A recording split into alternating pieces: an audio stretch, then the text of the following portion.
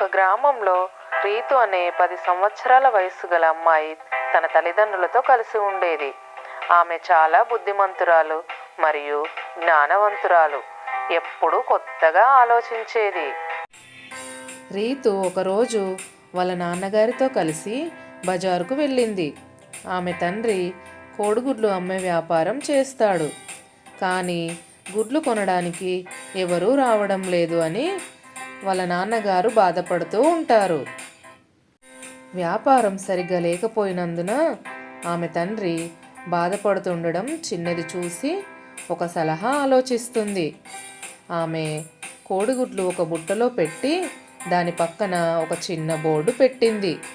ఆ బోర్డు మీద ఇలా రాసి ఉంది: ఇవి మామూలు కోడిగుడ్లు కాదు, ఇవి తింటే మంచి ఆరోగ్యవంతులుగా ఉంటారు అని రాసి ఉంది.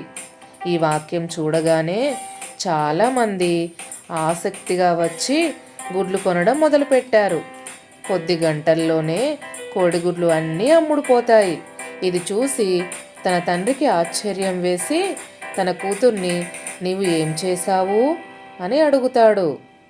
అందుకు రీతు నవ్వుతూ తన తండ్రితో ఇలా అంటుంది: అమ్మటానికి సరుకు మాత్రమే కాదు నాన్న, తెలివి కూడా తోడై ఉండాలి.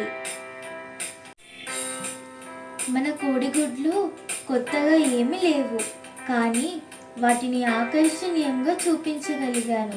అందువల్ల కోడిగుడ్లు అన్నీ అమ్ముడుపోయాయి. ఈ కథలోని నీతి, తెలివిగా ఆలోచిస్తే చిన్న ప్రయత్నమే గొప్ప విజయం తెచ్చిపెట్టగలదు. మీ పిల్లలకు మంచి నీతి విలువలు కలిగిన కథల కోసం మా ఛానల్ని సబ్స్క్రైబ్ చేయండి.